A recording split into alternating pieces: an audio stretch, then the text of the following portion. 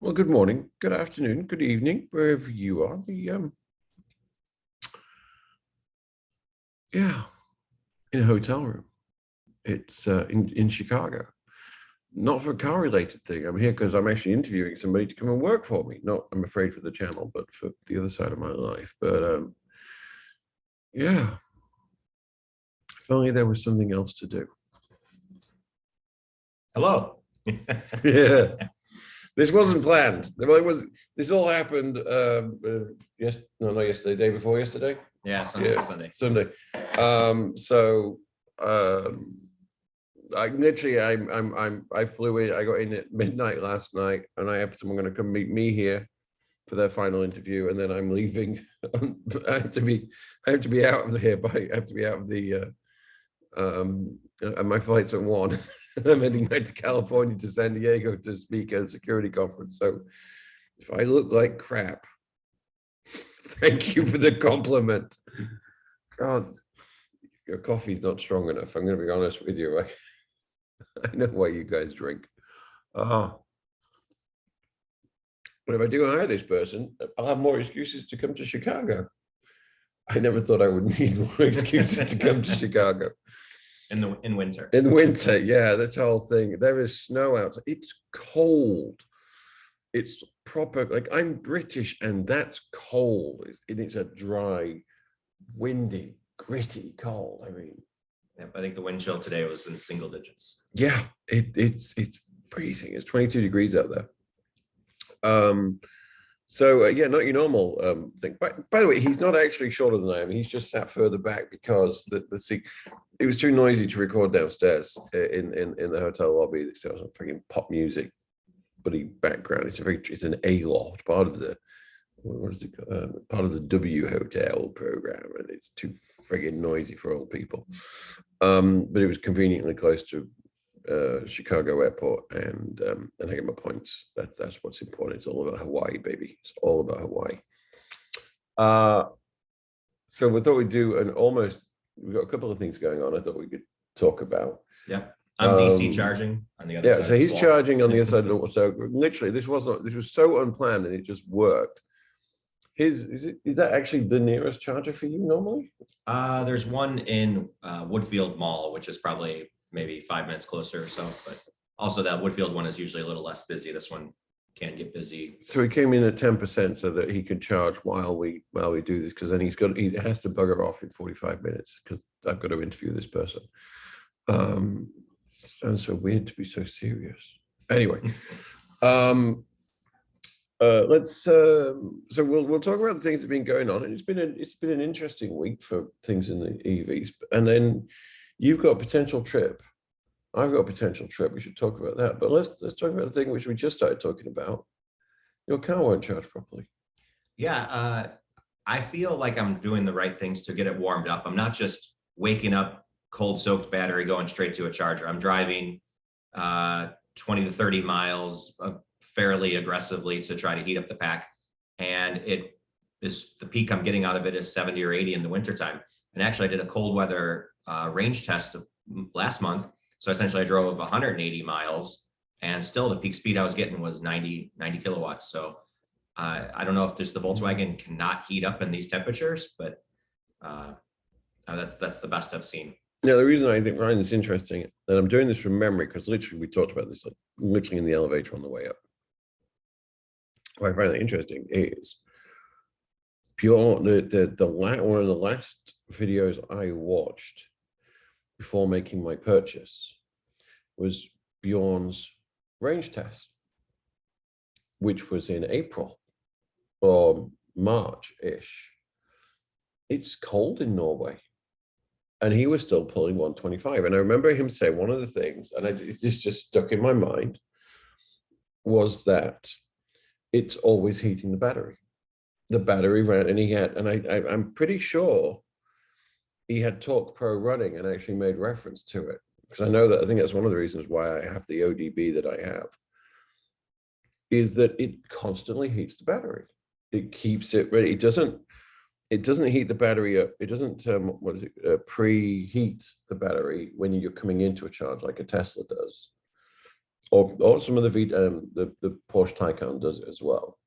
And I think the Polestar, that's the other vehicle. But it keeps it at a constant, 30 centigrade, whatever that is in Fahrenheit. That's going to be 60, that's going to be 70 odd. So I'm going to send Joe my green ODB. This is the ODB LX or MX, can't remember now.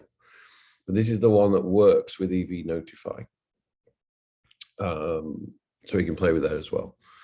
And then more importantly, from EV Notify, you'll get you can get it from Talk Pro, but EV Notify is just that, it's incredibly granular. And we'll see what that is. Yeah, I have a 1,000-mile road trip that I think I'm gonna do next weekend, and it'll be useful to see what kind of data we can pull. You're into Omaha? Yeah. Yeah. So next week, so that's 500 miles each direction. And the reason we were talking about that is because we both have the same issue. We sometimes have to convince our wives that these are good ideas. It's normal for us, but they're doing some weird maths. And it's interesting. By the way, Mrs. Joe, if you're watching this, I'm ridiculing my wife, who I know isn't watching this. Christina's not watching. Gonna text her.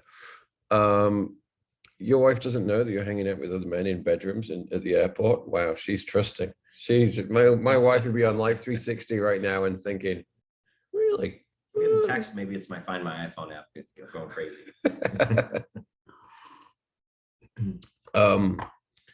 Yeah, my wife doesn't want the inconvenience. So she loves the ID4 now. It's almost her car, has been for the past, because she's got used to the convenience. And also we have $5 gas and have had $5 gas for a long time. And just remember, Ukraine, war's bad. It's good for my business. Yeah, I shouldn't say that. I'm going to leave that in the edit just so you know what kind of bastard I am. High energy prices are a real thing, and there's a certain consistency to solar energy. Although, I'll come on to that in a minute. I'll give you how much it costs to charge a car over the year in a minute, because we've got a surprise bill. Yeah, they don't factor in. You said it was going to be $88 in gas. Yeah, that was roughly my estimate with the Kia Niro, which is 40 miles a gallon on the highway. And so basically it's going to add, it's an hour and a half of charging that we'd have to do. But Each way. Each way. But we know a half hour of that's already going to occur in the gas car, because we're going to eat dinner. We're going to have another bathroom break or two in there. So we're only talking about 50 minutes to an hour of time added, taking the ID4. And so for me, $40 of savings each way, because the free charging is worth it. It is. Well, and also, I think there's also the amount, so we've discussed tires. Well, I don't know what the tire situation is. You can get 60,000 on the tires on the Niro, because the Niro is a plug-in, right? Yeah. 60. Yeah, we got 55,000 out of the first batch on. So you're going to pay a little bit more for tires, but the maintenance overall is going to be less. $100 oil changes on the Niro. Yeah. You don't change your own oil.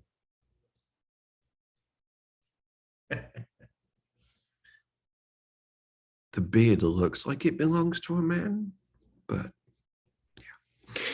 yeah.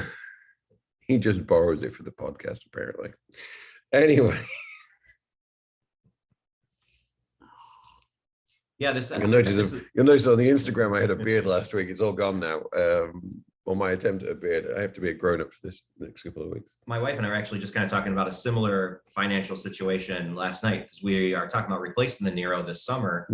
And we both like the EV6 more than the Ioniq 5, but the EV6 only comes with 3,000 miles of free charging. The Ioniq 5 is 2 years unlimited 30-minute charges. And so we were saying, if we have the ID in the driveway and the EV6 and it's not a free charge, are we going to pay $300 to go to Vegas and back, or are we going to spend 2 hours more each way charging, because ID charges it takes twice as long to charge the ID? What's the cost benefit versus the faster charging? Welcome to First World Problems with John and Joe. Yeah. Yeah, it is my wife hasn't gone too crazy on this one. I've told her that we've got, but I have couched it. So John's ridiculous week is got the 4 o'clock flight to Chicago from San Francisco. I worked at the airport all day yesterday. Believe it or not, I just spent literally the whole day in the United Club working, doing calls. To fly here, got in at 11 o'clock last night, meet this guy. I'm flying back at just after lunch to San Diego to speak at a conference there. Then I'm and having dinner with an admiral. How do I tell people about that? If you want to see what John does normally, I'm going to be hosting a speech webinar, whatever you're going to call it, with a 3-star vice admiral. In fact, he was the head of the Atlantic battle carrier group. One of my friends, it's kind of weird. John's such an asshole. Yeah, but his friends are some of the most powerful people in the world if you count the number of nuclear power stations and or torpedo and or cruise missiles under their control. So anyway, Admiral Bruce and I are doing a thing on Thursday, so that's going to be out next week. So if you follow me on Twitter at Secure John, Jon, I'm going to put stuff about that, and you might not care. There will be no jokes in it, and I will probably not talk about, oh no, electric cars will actually feature in that because we're talking about critical infrastructure, but not like this. Sometimes I have to work out which personality I'm going to wear at any one point in time. It's kind of weird between EV guy, comedy guy, and security guy. It's a weird fucking square to circle. Anyhow, so I'm meeting with him with the other admiral on Wednesday. Then I have to fly back at 6 o'clock in the morning on Thursday, record that with Admiral Bruce, and then drive down to Pasadena with Mrs. Regular Evie, the kiddo, and a friend. And from my house in San Jose to Pasadena, staying another hotel just across the road from, not the one we stayed in. It started to become a habit, you and me meeting in hotels. But one on the other side of the Morongo car park.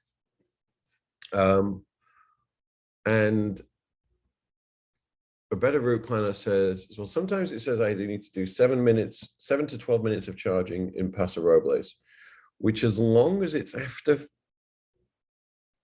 it's before 4, that's fine. Otherwise, my wife's gonna be unhappy because her favorite coffee place is closed between 4 and 6:30. So that might not happen. And then a 22-minute charge at Countryside on 5. Lost Hills is that what most people would call it, which in my experience, I've only been there 3 times, and all 3 times has been in terms of charging. And then we'll get into Pasadena with less than 10%, but that's fine because I'll find a charger. On the Marengo Park even.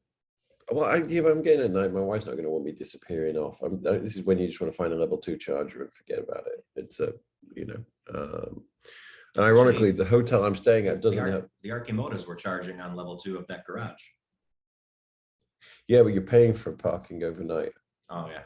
Their parking rates were quite. Yeah, that's right. If you were only there for 90 minutes, it was free basically. Oh, with like $1. Yeah, it was nothing. But if you were there, if you Kyle lost a couple of tickets on purpose. But yeah, there's the level 2 charger up on the roof.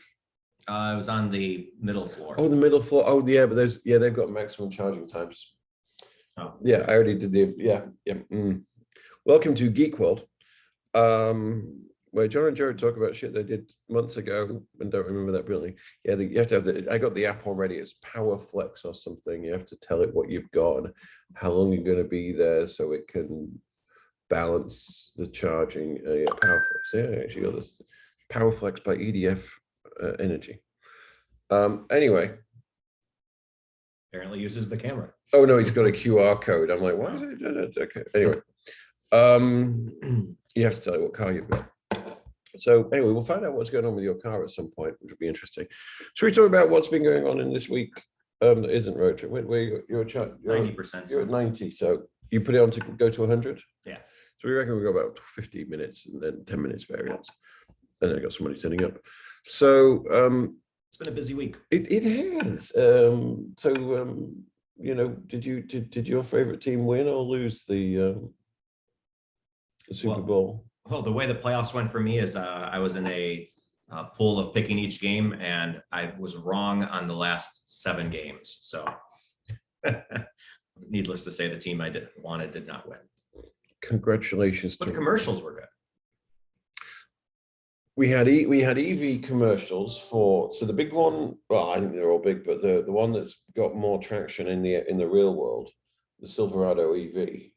That one, my favorite was the BMW iX with Arnold and Salma I Hayek. like that. I do. I did think, and they did quite a big pre campaign as well. We had the Nero. I had a big one. The EV6, you mean? The EV6. So I had one. Wallbox had one.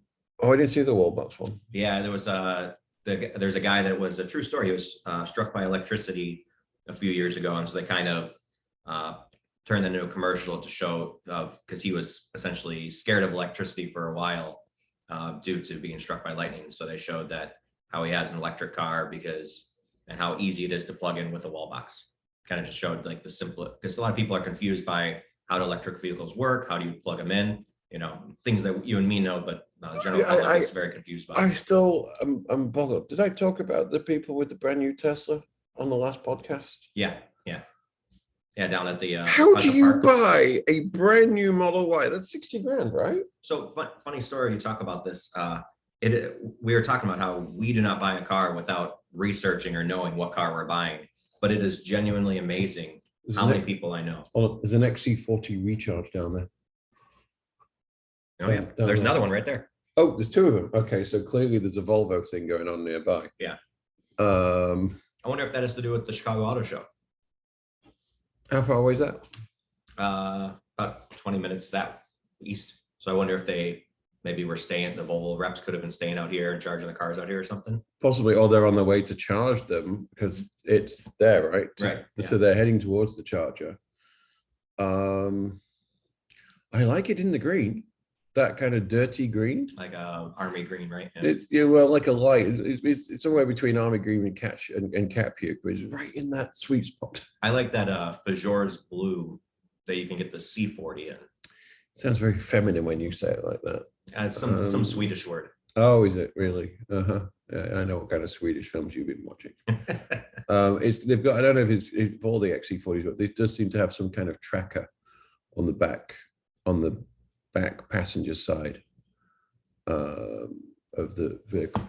And yes, I think there's definitely something going on because there's another one just gone through. So yeah. Yeah, we do all this research, but other people apparently do not. Yeah. And it's I guess, I mean, I kind of seen them on the Inside EV podcast. They've kind of talked about this, that people will go and turn in, speaking of Volvo, they'll turn in their XC40 lease and they'll be like, oh, I'll have the electric one, and not know anything about it. That's how the dealers typically sell their XC40 recharges, just because somebody walked in and they're like, oh, would you like this one? And they're like, okay, sure. No thought process.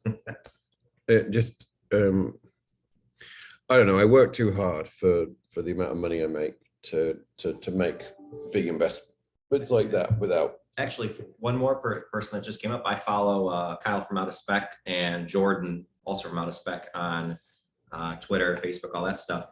And Jordan just drove an EV6 rode along from Green Bay down to Texas of someone that bought it. And the person got to their house in Texas and realized that there's no level 1 charger included in the vehicle. So they have no idea what they're going to do to charge their car. These are things that, watch any review of the car and they'll point out that there's no level 1 included, which, whether that's right or wrong, if the person had done the research, they would know and been able to prepare for it. I don't think it's. You know what? They can have, hi, if you watch Kyle's thing, come on the podcast, tell me why you did it. And I'll give you a level 1 charger. The reason I say that is I've got 3 of them in my garage. I've got, for whatever reason, they put 2 they put 1 in by mistake in the Pacifica. And mine has never been used, never even got it out of the packaging, because I had I had my Jesla, which was a Tesla Model 1. It was the original Tesla portable charger, but an electrician had taken the Tesla end off it and put a J1772 on it. It's called a Jesla.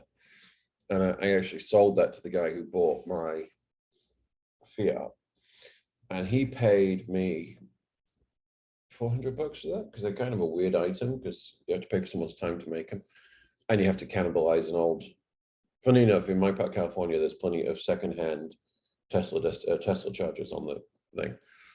And so I made $100 profit basically on the deal, which I used to buy all the Tesla adapters for my Tesla mobile charger, which I then used the Tesla adapt on. I think I basically paid for my Tesla adapt and everything else out of that Jesla. Because the person I bought it off, I think they got it off a friend who was, I don't know, there was a story, and I know it involved a Ford Focus electrical, whatever. Anyway, I digress. We covered some ground today. Yeah, I don't know why you'd buy a car without that any kind of research, but clearly people do. PT Barnum, it's still happening. So yeah, you've got your road trip term. I'm going to hopefully drive down to Pasadena and back over the weekend with the wife. Not sure if that's going to be a video or not, because two of the people in the car don't like the video, so we'll see what happens. You might just get a short takes from the charging stations. This weekend, the Super Bowl. We're talking about the Super Bowl. I'm surprised at Wallbox. It's because it's $7 million for a 30-second commercial. So it was only 15 seconds there. So they've got. So that's just blowing a huge chunk of money. That's just the ad time. That doesn't include production. Mm-hmm. I've had to do these numbers in the past. It's still, well, that's what venture capitalist money's for. Establishing brand presence. It's a yeah. I mean, ChargePoint, I think, is the #1 seller as far as home units are concerned. So if Wallbox, they must have done some sort of calculated research that getting their name in front of millions of people. It's called share of voice. Yeah, it's one of the marketing. I know. Bill Hicks was right. Marketing people, kill yourselves.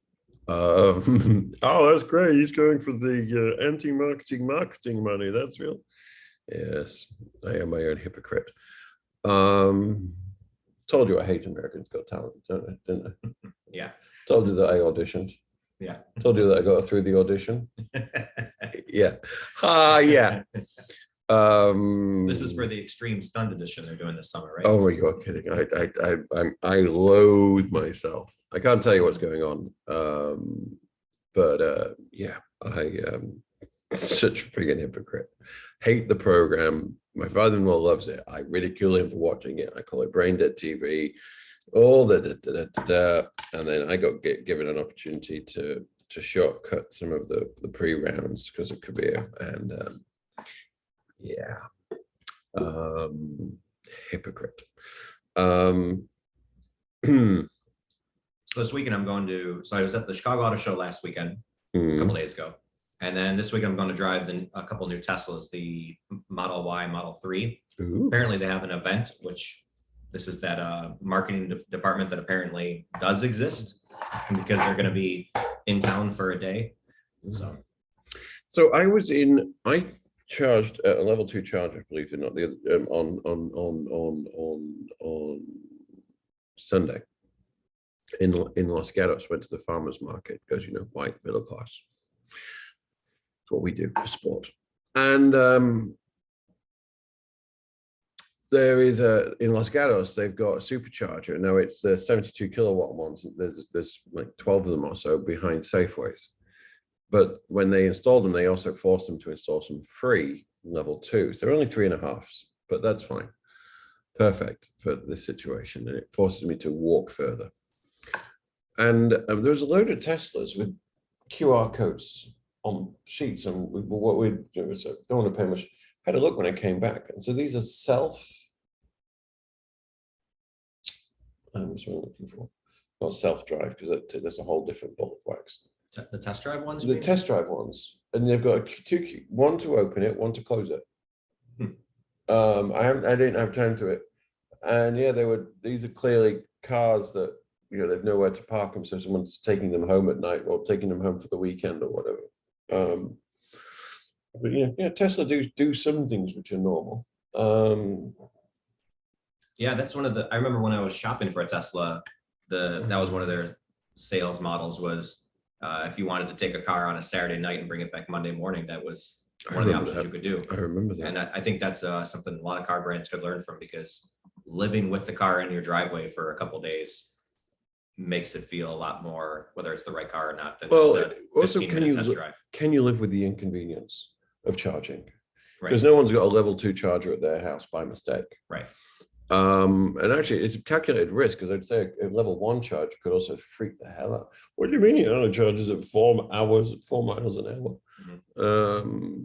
But we will see. Let's I'm going back to there's a couple, I've made some notes about some news. So this is one that affects me. There's a recall on Pacific Hybrids, the plug-in hybrid. There's 16,000, just under 17,000 of them. A potential fire. So I'm going to have to check to see whether our car's included in that. Did you watch have you watched the Electrify America episode on Inside EVs? I did. I just watched yesterday. I'm going to download it and watch it on the thing. So would you recommend it to our listener? I would. I think it's, a lot of people are quick to say that, how often do you go on the plug share and you see Electrify America sucks or Electrify America doesn't know what they're doing? I think the thing that you need to look at is Tesla has it easy because they make the car, they make the charger, they make the software. It's kind of the Apple experience. It's going to work. Electrify America has to make software for a charger, which they have 4 different brands of chargers to begin with. Then they have to make software that works with 10, 15 different cars at this point. And if they make a tweak to try to fix one car, that can create an issue with another car. So they have a lot of, with so many cars coming out right now, there's a lot of work they have to do to make sure everything works perfectly and it doesn't mess up any other past cars that are already out. Did you see the GM Ultium EV SuperBowl commercial with Dr. Evil? I didn't even know that one existed. I didn't see that. I'm just there's a whole page basically of all the EV car commercials from the Super Bowl that I'm looking at right now. It was so yeah. So go to Inside EVs, because it's been a good week for videos. Basically, I might watch some of these on things. They did a whole thing with Electrify America and talked about the design of the chargers, the layout, locations, and all those kind of things. So I'm all the questions we ask every goddamn day when it's not working. Why do you do this to me? They've answered some of them. So we will find out. An in-depth look at the Chevy Silverado EV, which I'll have one of those coming as well in the future. I did an in-depth look at it as well. It's lots of videos. I need to find more time. I need somebody to do my job so I can actually go back to watching some videos. And then